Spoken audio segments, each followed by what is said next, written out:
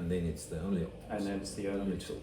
And instead of relying on the military guy or the military woman or the policeman or policewoman or whoever we have who's in uniform to go, oh, come and help me. You be violent, but I'm not going to be violent.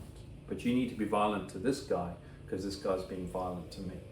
And so we tend to put violence in the category of the only people who are violent are criminals and the protectors, which is wrong. Yep. Because we all have the ability to be violent at the right time. Indeed.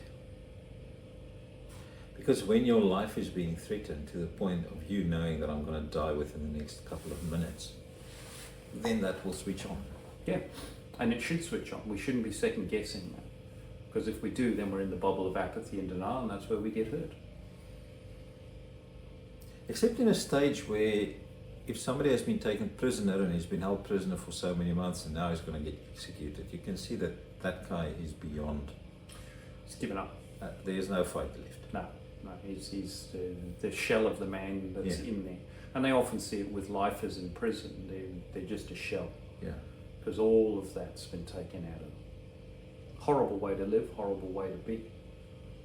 But that's a whole other psychology conversation of how do you get out of that. I mean, if we're watching that, the tattooist of Auschwitz the other day, just what they went through. I mean, I'm amazed that people actually managed to survive that, to go through that horror. It's getting people to change their thought process on what they think violence is and how they think they're going to deal with it. Because I hear the talks here continually on the TV, oh, we're going to have another Royal Commission.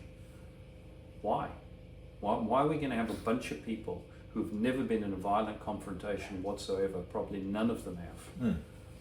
They live in homes that most of us can't afford. They have salaries that most of us can't afford, and they're going to have a Royal Commission which they're throwing $18 million at to make what decision? Well, what are they going to come up with? Some other silly thing that we're going to tell little boys at schools not to be violent so that domestic violence goes away? It's not going to go away. It's not going to go away, no.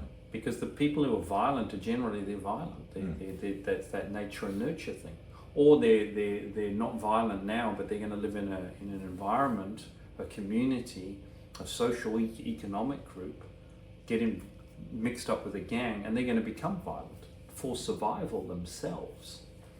We've seen it in Africa where the whole mob violence, which you've been studying, comes about when the majority of those people aren't violent, but that whole mob mentality is like, if I don't commit all the crimes and do the nasty stuff, I'm going to be picked out of the tribe, and I'm going to become a victim, so let me do it to somebody else because I don't know this guy, so I'll lay a boot into him as well, and then I look like I'm one of these guys, and I can disappear. And you see it in violent situations. I've seen it time and time again out of pub brawls. You'll get a couple of people come out of the crowd and they'll boot the guy on the floor and then run back into the crowd and they disappear, but now they feel safe mentally. See, I'm one of these guys, I'm tough. Yeah. No, you're not tough, you're a coward. You came out and kicked a guy you don't even know who's on the floor already half unconscious. That wasn't strong, that was weak. But to the crowd, that mob mentality, oh, he must be one of us, so we'll leave him alone. And for that moment, they feel safe.